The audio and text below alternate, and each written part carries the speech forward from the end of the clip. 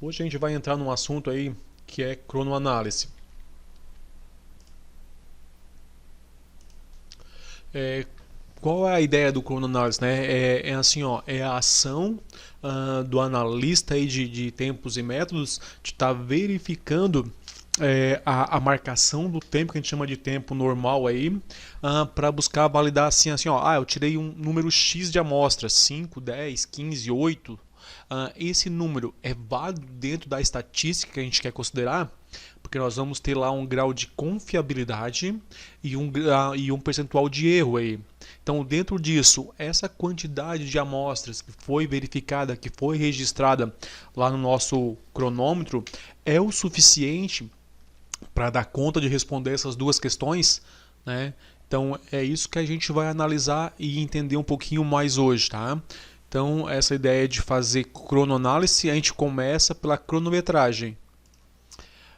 Antes a gente vai falar um pouquinho aqui então de eficiência e eficácia. A gente já conversou isso em sala, mas é interessante a gente voltar a falar um pouquinho sobre essa questão, porque assim, ó, vocês lembram, né? A eficácia, a gente alcança ou não o objetivo. Eficiência, ela é uma medida de desempenho através do qual a gente verifica aí a utilização de recursos. E aí tem um gráfico para vocês, é só para entender, né? A não eficiência aí, nem eficácia, quando a gente é eficiente, mas não é eficaz, quando é eficaz, mas não é tão eficiente, e quando a gente consegue ser eficaz e eficiente, aí a gente tem o rendimento esperado. Tá? Então é só para vocês darem uma olhadinha e lembrarem disso. Num primeiro momento, a gente vai trabalhar a eficiência aí com alguns cálculos bem simples, tá? Dentro da ideia de ter controle de entrada e saída dos recursos na organização. A gente está falando então na questão financeira apenas, tá? Quanto que a gente gastou de recurso financeiro no mês e quanto que a gente conseguiu arrecadar de recurso financeiro, então entradas e saídas de dinheiro da empresa. Com base nesses dois valores, já é possível a gente calcular uma eficiência, né? Então aí a relação de entrada e saída. E a gente consegue chegar a um número aí, um ponto alguma coisa. A ideia é que seja acima de 1, né? Caso contrário, a gente está tendo prejuízo, não está sendo de forma alguma eficiente. Então, só lembrando que essa é só uma maneira simples e básica da gente verificar a eficiência. A gente poderia analisar isso através de outros fatores, outros parâmetros aí, analisando a questão de disponibilidade, a questão de produtividade, qualidade e outros critérios para colocar isso para avaliar essa eficiência num grau, digamos aí, de maior complexibilidade e de maior assertividade, né? Só que nesse momento a nossa preocupação é conseguir resolver e fazer alguns cálculos mais básicos e entender o que é essa eficiência, né? Essa relação de entradas e saídas nesse primeiro momento, tá? Então só para lembrar disso na hora de fazer os nossos cálculos depois. Nós temos um processo, que é um macro processo nosso lá. Dentro desse processo nós temos atividades que são partes menores do nosso processo, tá? E depois a gente tem elementos que são a parte menor das atividades, né? Então assim, ó, o que acontece? Nós temos o processo, temos aqui as atividades, então são várias atividades que a gente vai chegar para dar conta de resolver um processo, e a gente vai pegar essas atividades aqui, cada uma delas, e ainda entender que dentro dessas atividades tem elementos, né? Como assim então? Vamos lá. Vamos pegar um processo de realizar aí uma escada, por exemplo, uma escada metálica. Para fazer isso, a gente tem uma série de atividades, né? Tem que ter lá corte, tem que ter dobra, tem que ter solda, montagem, uma série de atividades. O que a gente quer? Pegar dentro dessa atividade, por exemplo, de corte, lá, né? E identificar quais são os elementos que compõem essa atividade. Então para cortar ele precisa pegar lá o material, seja uma barra de aço, colocar no gabarito, baixar a serra, aguardar o tempo de corte, voltar com a serra na posição original, retirar as duas partes do material e colocar o material no local específico. Esses são os elementos que a gente vai estar cronometrando. A gente, a princípio, nunca vai estar cronometrando um processo inteiro, tá? é interessante que a gente sempre entenda que dentro do processo tem as atividades e dentro das atividades é que a gente vai estar medindo aí, fazendo essa medição que é a nossa cronometragem ou a cronoanálise. Por que isso, né? Por que não medir o processo inteiro de uma única vez? Porque se o processo mudar em partes, parcialmente, uma etapa mudar ou um elemento de uma atividade mudar, a gente perde toda a medição. Se a gente mede por elementos e um deles for alterado ou excluído, a gente pode muitas vezes só excluir aquele elemento, tirar aquele tempo fora e mantém ali o resto dos cálculos e a gente continua então com essa informação, né, e consegue aproveitar ela sem precisar ter retrabalho. E se for o contrário, não, né? Eu vou ter que medir todo o processo de novo. Isso geralmente demanda tempo. Para fazer uma escada, por exemplo, talvez se gaste 1 ou 2 horas. E aí tu vai ter que medir isso quantas vezes para chegar a um resultado específico. E outra coisa, como é que a gente vai saber aonde que a gente precisa estar verificando, em que etapa do processo a gente pode estar melhorando ou tem que dar mais atenção porque está gastando mais tempo. Dessa forma, nós temos informações muito mais detalhadas que nos possibilitam tomar as decisões em cima de pontos críticos do nosso processo, porque a gente consegue dentro do processo estar na atividade e dentro da atividade estar entendendo os elementos que compõem essa tarefa, tá? Nessa atividade aí. Então por isso que a gente mede desta forma. Quais são os equipamentos usados aí, né? A gente tem desde câmera, o cronômetro e a prancheta, que é a nossa folha de observação aí. Vamos falar um pouquinho sobre cada um deles aí. Então a filmadora, né? A gente tem uma vantagem de filmar que é assim, ó, fica o registro, depois de algum tempo a câmera estando lá paradinha, a pessoa já não vai mais se lembrar dela e vai trabalhar normalmente, não vai ter aquela pressão então da gente estar lá. E é um registro importante porque a gente tem acesso a qualquer momento disso, né? A gente pode ir lá e resgatar essas informações. Pessoal, só chama atenção aqui, ó, porque alguns cronômetros, esse que está aqui na foto, o analógico aqui, ele está em até 60, mas geralmente os cronômetros costumam ser centesimais. O que é isso? Em vez de 100 segundos, ele tem 100 segundos. Então aí tem que fazer alguns cálculos, porque um giro completo do ponteiro aí vai dar 100 segundos. Então nós teríamos 1,4 de minuto, né? Então a gente tem que estar observando essas questões aí, mas geralmente o que a gente está vendo agora é mais esse modelo de cronômetro e em alguns casos já dá para medir com tablet, já tem cronômetros direto no sistema que a gente já joga e já lança isso direto para uma planilha. Então aí não é tão preocupante, mas é bom a gente lembrar que tem cronômetros que são centesimais, tá? A nossa prancheta e a folha de observação, né? Vamos lá, se estiver usando um tablet eu posso até dispensar isso aqui, né?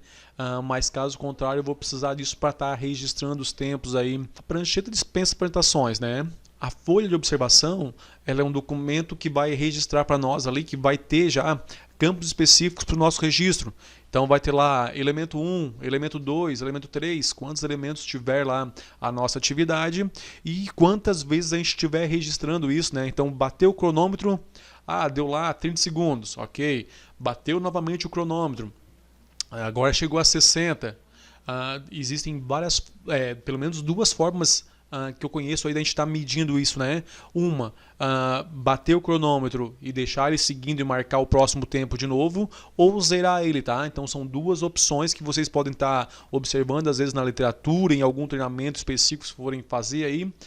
São 2 formas. Uma, a gente zerou o cronômetro após o final da marcação, né? Para marcar novamente o próximo ciclo aí, ou a gente tem ele aí na sequência corrida, bate, ele continua correndo, depois a gente faz os cálculos para verificar aí a diferença entre uma atividade e outra e o tempo correspondente a cada um dos elementos.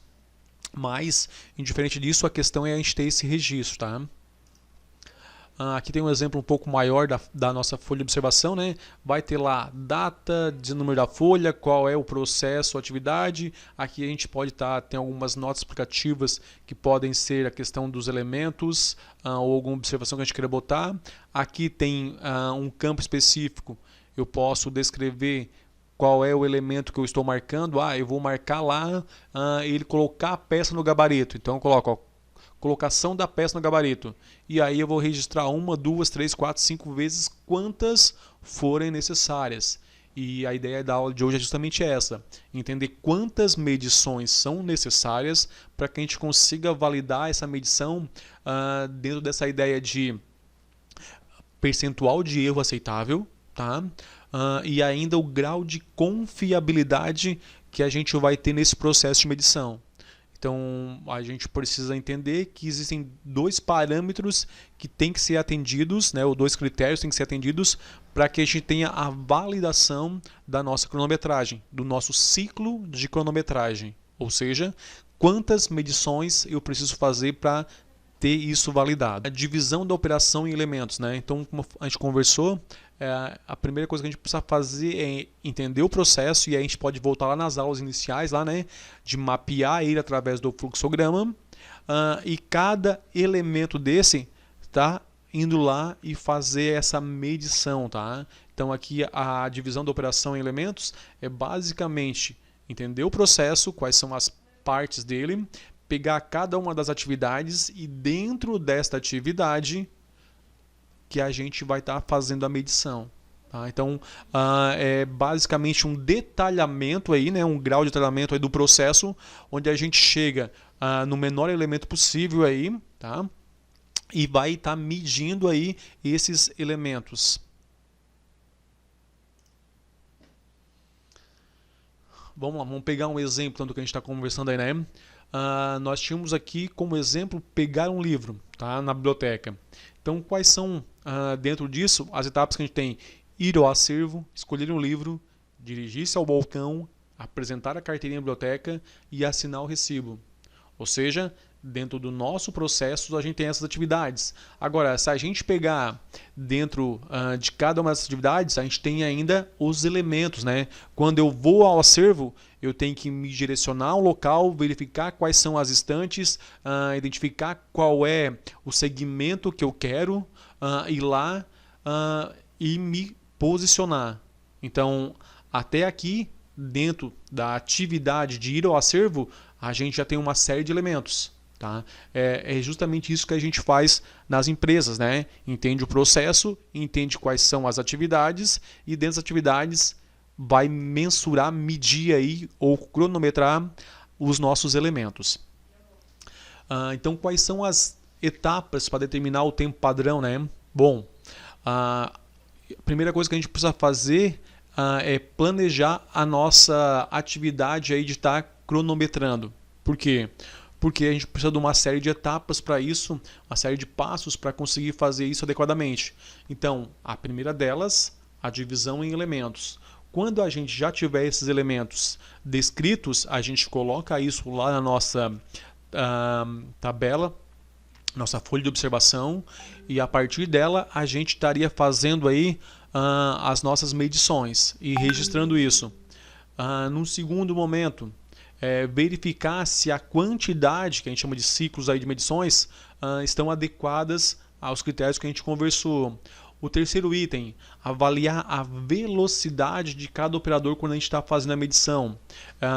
Pessoas podem trabalhar de formas diferentes, né? Ou geralmente trabalham de formas diferentes. Então a gente tem que identificar assim, ó, aquela pessoa que trabalha mais rápido, aquela pessoa que a gente fala que é o operador padrão, que trabalha num ritmo considerado normal, e aquele que trabalha num ritmo um pouco mais devagar aí, né? Essa parte é bastante importante, gente, apesar de ser uma questão de análise subjetiva por parte do analista, ele é determinante para o resultado final da nossa cronoanálise, tá? Professor, como é que eu vou saber disso então, né? Bom, a gente verifica assim, ó. Vamos imaginar que você está parado em cima de um prédio aí, de um andar ou 2 andares aí, e observa que está passando várias pessoas na rua. Tu consegue identificar aquelas que estão andando no ritmo normal, aquelas que estão andando mais devagar e aquelas que estão andando mais rápido. Então, a partir dessa observação no chão de fábrica, onde a gente está fazendo a mensuração ali, a medição do tempo, a gente vai usar isso como critério. A gente vai analisar o trabalho, verificar as pessoas que têm um ritmo normal, que a gente considera padrão, verificar aquelas que têm um pouco mais de lentidão e aquelas que conseguem ser mais rápidos. E a gente precisa ter essa noção de tempo aí, tá? Depois a gente vai falar um pouquinho mais sobre isso. Uma outra etapa aí do nosso para chegar ao tempo padrão, determinação das tolerâncias, né? A gente tem tabelas aí padrão específica com tolerâncias que são fatores que a gente impõe em cima do nosso tempo, que a gente determina tempo normal aí. Por exemplo, existe muito ruído, é um local onde a pessoa trabalha numa posição, digamos aí, muito difícil de trabalhar, que é muito cansativa, ou é uma atividade muito rotineira. Existe uma tabela internacional com alguns fatores de ponderação para cada um desses casos. Então a gente pega lá esses itens, analisa, traz isso como um fator de tolerância e aplica em cima do nosso tempo normal que a gente chega até agora, tá?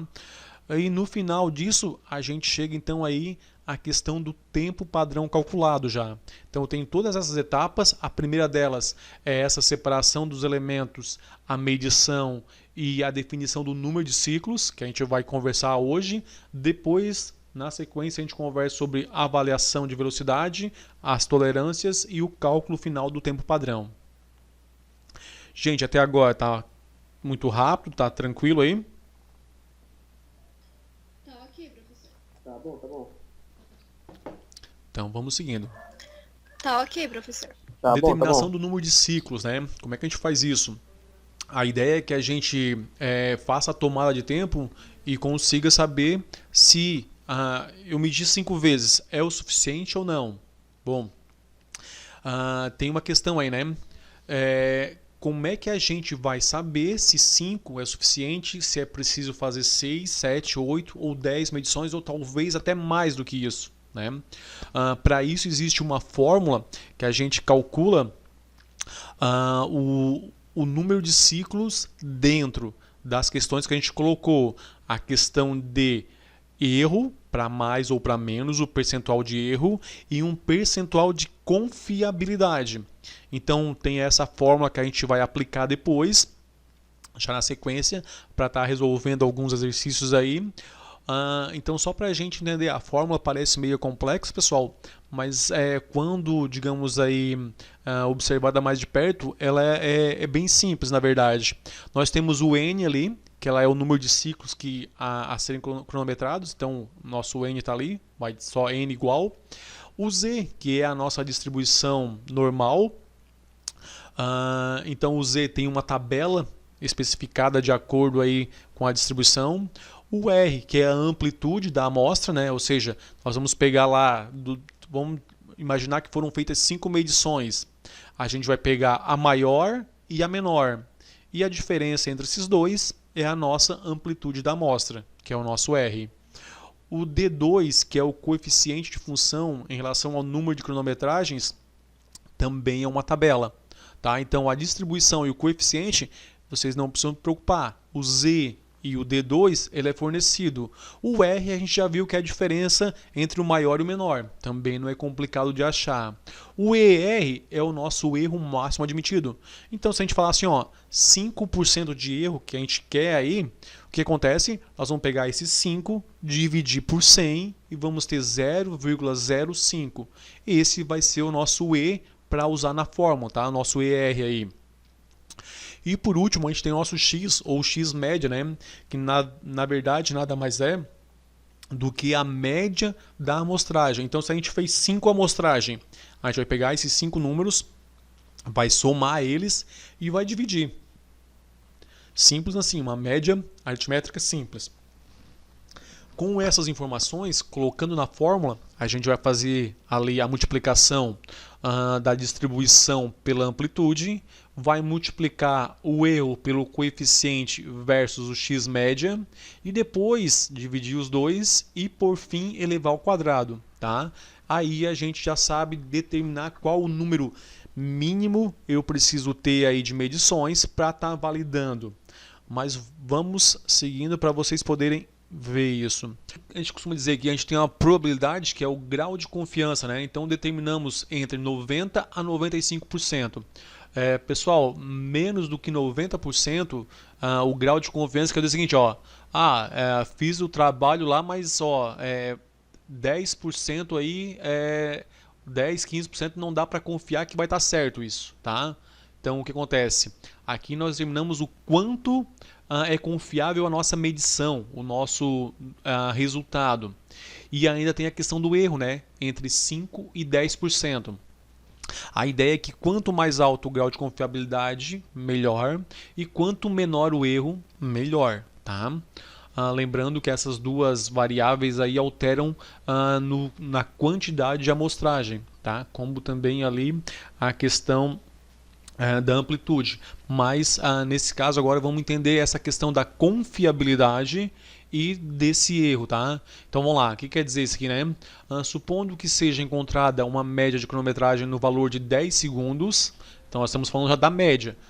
Fez a medição lá dos tempos e chegou a uma média, que é a soma de todas as medições dividido pelo número de medições, e chegamos a 10 segundos. Onde estabeleceu-se aí um grau de confiabilidade de 95% e um erro de 5%. Para a estatística, o que isso quer dizer, né?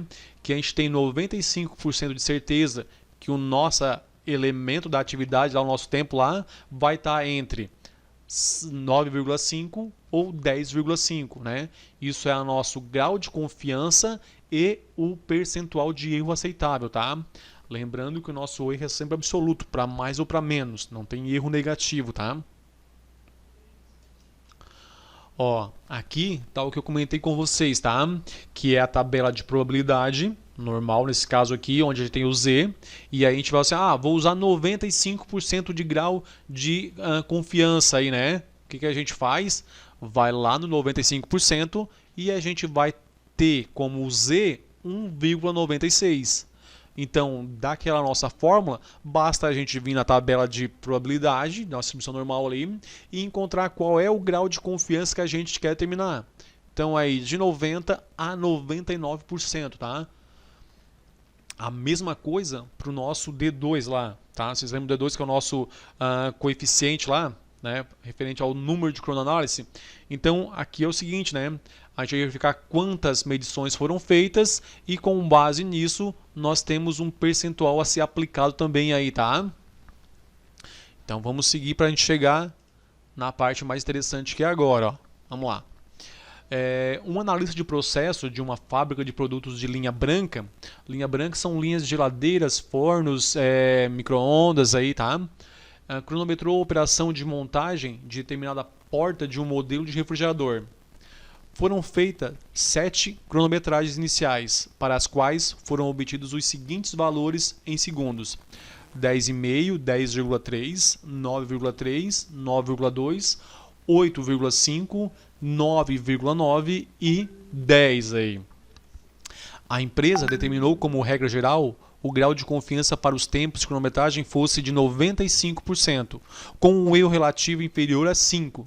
Ou seja, o nosso erro não pode ultrapassar 5%, então a gente vai usar 5% lá, tá? Vocês lembram da fórmula lá atrás? O que a gente vai precisar aqui? Então vamos começar assim, ó. Um elemento que vocês sabem que o D e o Z, o D2 e o Z, são fornecidos, ok? Depois a gente pega lá na tabela. Mas a gente precisa de um item que é assim, ó, X-média. O que é a X-média? É pegar ali todos os números que a gente tem aí, tá? Então, nós temos aí o 10,5, do 10,3, 9,3, 9,2, 8,5, 9,9 e 10. O que a gente vai fazer? A gente vai somar tudo isso. Somado, a gente vai fazer a divisão. Então, aí o trabalho de vocês nesse momento é fazer a soma desses valores e fazer a divisão. Então, o que a gente precisa fazer é somar todos esses valores que foram verificados nas nossas medições, tá? Para chegar ao que a gente determina de X-média, que é um elemento que a gente precisa utilizar na nossa fórmula. Seria 9,67?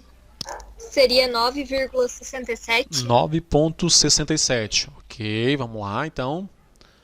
Joia. Pessoal, 9,67 vai ser o nosso X média, tá? Então já temos uma informação aí. Qual é a outra informação que a gente tem? O grau de confiabilidade em 95% e o erro de 5%. Tá? Então o que a gente tem que fazer agora com o erro? Pegar esse 5, né, como ele é percentual, eu preciso dividir ele por 100. E nós vamos ter o quê? 0,05. Ok?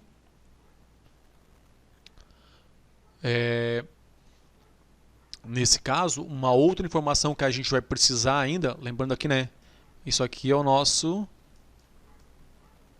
ER. Outra coisa que a gente vai precisar é a determinação da nossa amplitude, que é o R.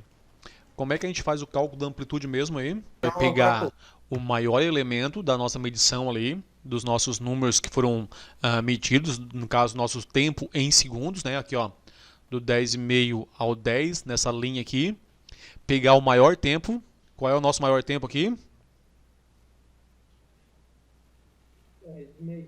Ok, então temos... Opa, tá, vou escrever aqui, né? Vamos lá, temos 10,5, que é o maior elemento. E temos o nosso... Qual é o menor elemento dos tempos nosso? 8,5. Ok, 8,5 nosso menor elemento. Aí nós vamos ter aqui embaixo... É isso aí, né? Tá? Nesse caso, eu não preciso considerar casa decimais, que ele deu inteirinho aqui, então vou usar só o 2 ali, tá? Joia, agora nós já temos, ó, vamos verificar quais são as informações que nós já temos. Aqui R, então vai ficar para nós 2. Ó, nós conseguimos o X média, e como é que a gente fez isso? Somou todos os valores em segundos que a gente tinha e dividiu pela quantidade de medições. Tá? Chegamos ao X média de 9,67, ou seja, a média de todos os tempos observados ficou em 9,67. Temos ali embaixo a informação do erro, que o erro é 5%. Nesse caso, precisamos dividir ele por 100 para usar 0,05. Achamos também o R, que é o que? A nossa amplitude da amostra. Então, o nosso maior era 10,5 e a menor amostragem era 5. Diminuímos um do outro, sobrou para nós o R como 2. Bom, agora vocês anotem ali o X média, anotem a nossa amplitude e anotem também o erro. Tá? A gente vai voltar lá atrás na fórmula e na tabela para pegar as informações que faltam para a gente determinar o número, se essa quantidade de medições foi o suficiente para estar validando ou não.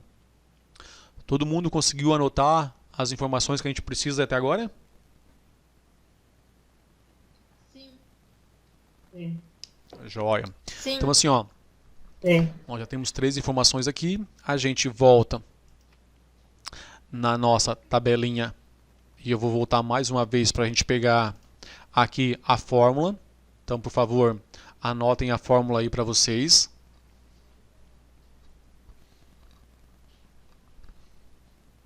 Então, a gente vai anotar a fórmula, vai substituir as letras pelos valores que a gente já tem. Tá? Então, a gente já conseguiu ali embaixo o X média, já temos o erro e já temos o R da amplitude. O que nos falta? O Z e o D2.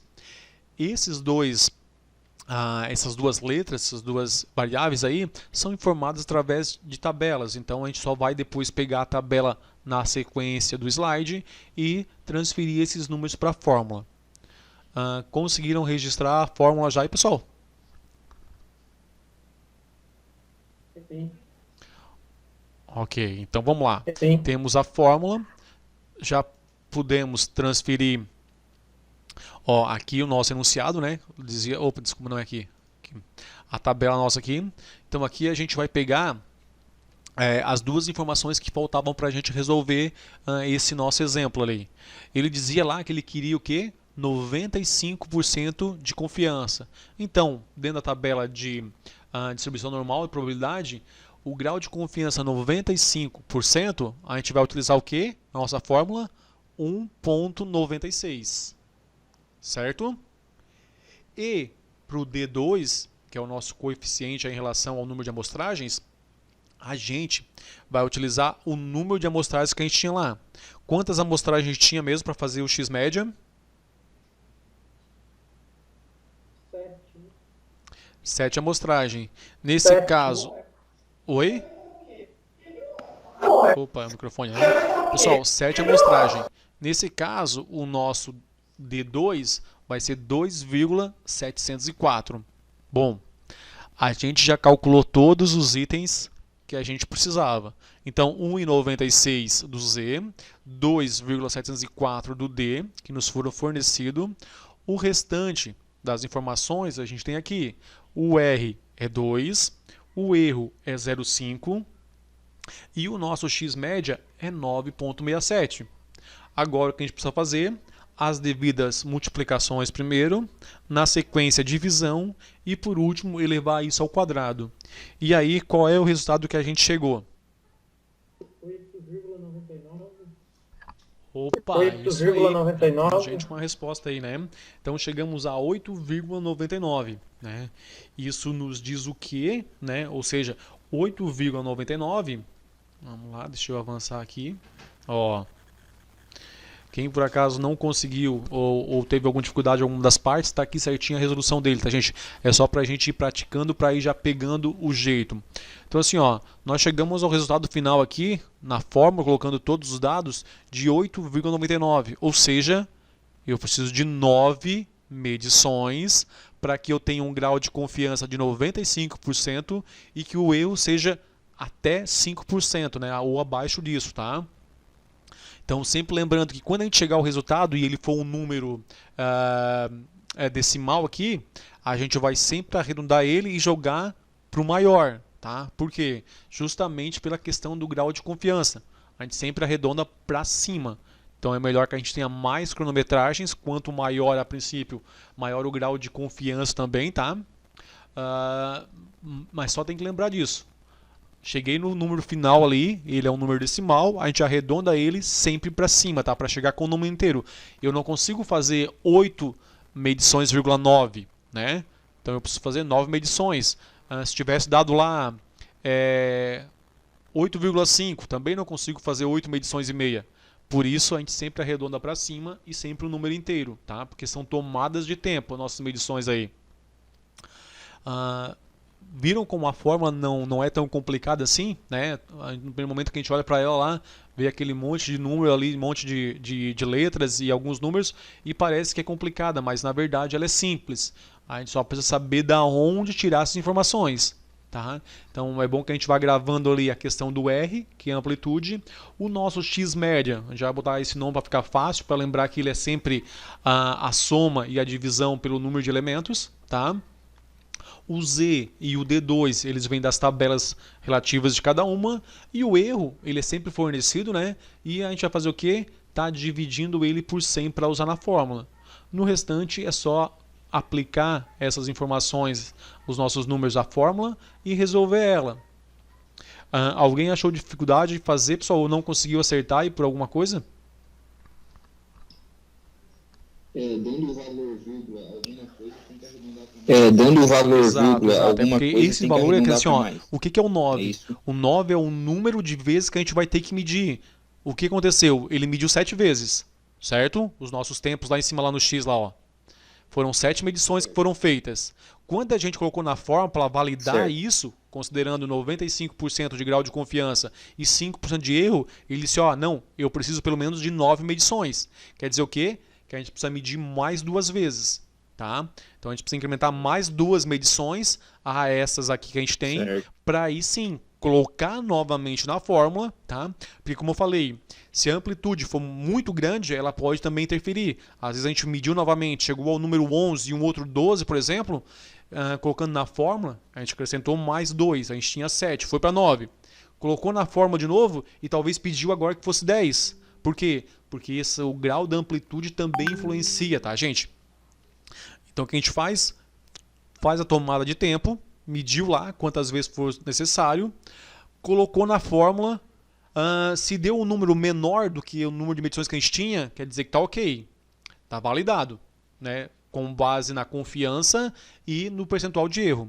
Se der um número acima das nossas medições, aqui a gente tinha 7, deu 9, quer dizer que não é o suficiente. A gente não pode usar essas medições como está ali, sem incluir pelo menos mais 2 e novamente passar na fórmula, porque senão a gente não pode estatisticamente dizer que a gente tem lá um grau de confiança de 95% e um erro de 5%. Tá? Então é para isso que a gente faz esses cálculos aí.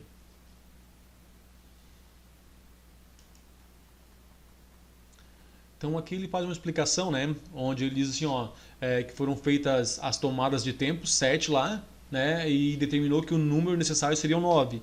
Então seria preciso fazer pelo menos mais 2 medições e novamente passar pela validação da fórmula. Tá? Aí dizendo, não, 9 tá ok. Ou até poderia dar um número menor, poderia dar 8 talvez. Tá? Não tem problema. A questão é, quando ele é menor, o resultado do nosso cálculo é menor do que o número de tomadas de tempos que a gente tinha, tá ok, tá validado. O problema é quando a gente tem um número maior do que as tomadas de tempo. Aí a gente precisa refazer isso, tá? Fazer novas tomadas para que a gente consiga passar isso na fórmula e validar. Então ali ele continua, né, dizendo que no primeiro momento ela não foi validada estatisticamente, ou seja, ela não tem validade estatística para considerar erro e confiabilidade, né? E que a média encontrada foi 9,67 de segundos, que é o nosso tempo cronometrado ou o nosso x-média. Tá? Então ele diz que não foi validado estatisticamente. Ok? Só uma informação, né? Só para a gente lembrar aí da questão estatística, a gente não pode passar sem, tá? Aqui ele segue para exemplo, mas teria que fazer novas medições. Aqui no final a gente tem uma folha de observação, né? Essa folha de observação o que é? É a forma como um cronalista pode estar anotando as suas tomadas de tempo dentro dos elementos observados. Nesse caso, ele pegou lá os elementos, pegar a peça na caixa, aqui, descrição dos nossos elementos, posicionar a peça na caixa, abrir um furo com a máquina, colocar a peça furada em uma caixa de saída, e aqui embaixo a gente tem o total dessa operação, ou seja, nós temos uma atividade e 4 elementos que compõem essa atividade. Tá? O que aconteceu? Eu vou lá pegar o nosso cronômetro e vou ficar analisando, vamos imaginar que cada elemento desse a gente vai fazer a medição uma vez, vamos lá. A pessoa pegou a peça na caixa. Quando ela pega na peça, eu tenho que apertar o cronômetro. Quando ela coloca a peça na máquina, eu tenho que encerrar. Tá? Por quê? Porque já passou para a segunda atividade.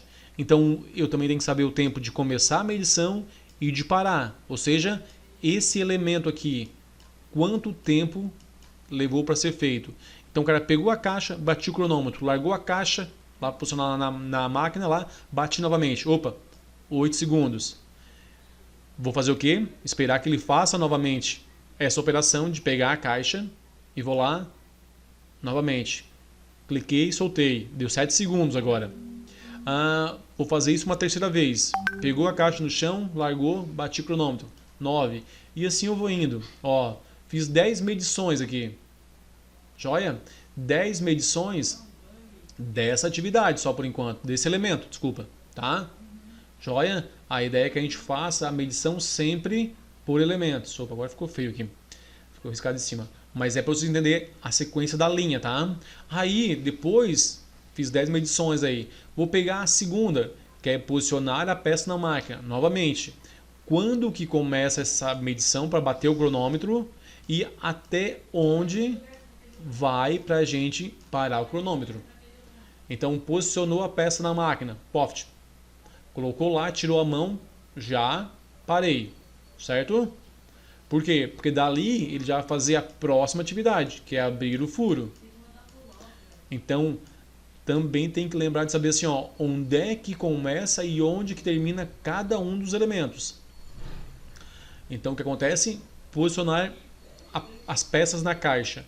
Primeira vez foi 4, a segunda foi 3, 2, vai indo até chegar 10 medições. Ok, já temos esse elemento também mensurado aqui.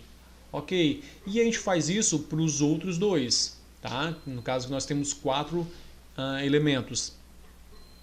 Fazendo isso, aqui embaixo a gente tem uma soma, tá? Mas eu não levaria em conta isso, tá, gente? Por quê? Ele serve apenas como referência para saber o quê? Que se a gente fosse analisar o tempo de relógio desta atividade, né, que a gente tem 4 elementos na atividade. Então, essa atividade durou 22 segundos. Na segunda vez que a gente marcou, durou 20. É só como referência, tá? A gente não vai usar isso aqui para cálculos. Por quê? Porque agora a gente assim, ó, vamos fazer a medição aqui desse item aqui, ó, do elemento 3, que é abrir o furo na caixa. Pegamos, fizemos 10 medições. O que a gente faz agora? Vai lá para a nossa fórmula, faz a média disso, x média, acha o menor e o maior para fazer a questão da nossa amplitude aí, tá? Depois vai contar o número aqui de amostragem, nós temos aí 10, a gente vai precisar desse número aqui para fazer a média também, para saber se for lá procurar o nosso D2 lá, e a gente ainda precisa saber o erro que é permitido ou que é desejado e também o grau de confiança, né? Então a confiança aqui, ó, grau de confiança também precisa ter informação. Com essas informações a gente coloca na fórmula e chega ao resultado, ó. Digamos que ele assim, ó, 8. Opa, joia. Nós fizemos 10 medições e colocando na fórmula, ele diz que 8 já era o suficiente. Como a gente fez 10, essa informação é totalmente válida estatisticamente, tá? Então a gente pode usar ela sem problema nenhum. Eu não preciso e nem vou tirar 2 medições por causa disso. Ela vai continuar com as 10. O que eu sei é que 8 já seriam o suficiente, mas a gente tem 10, tá? Entendido isso, gente? Sim. Ficou um pouco rabiscado aqui, mas é para você estar seguindo aí onde eu estava tentando mostrar aí. Ele não é difícil, tá? É uma coisa fácil de entender. Ela é um pouco mais difícil quando aplicada na prática, no dia a dia, porque a gente tem que ter esse cuidado de detalhar o processo, entender a atividade e que elementos fazem parte da atividade, em que momento o elemento começa e termina, para a gente bater o cronômetro lá. E depois, no segundo momento, essa pessoa que eu estou observando, qual é o ritmo dela? Embora a gente não vai trabalhar ritmo hoje, para a gente ter tempo de fazer alguns exercícios, tá? Então, deixa eu ver aqui. Era isso para nós de conteúdo hoje. Eu vou deixar lá no Ava para vocês. Agora, já esse material, ele estava lá, estava oculto, tá? Agora já estou liberando para vocês. E também tem alguns exercícios para a gente estar fazendo. Eu vou deixar o exercício tanto em PDF, para vocês terem aí, poderem fazer na mão. Mas eu preciso que depois de resolvido, vocês entrem no Ava, tem uma atividade lá, e vocês coloquem lá os resultados para a gente poder fazer a conferência disso, ok?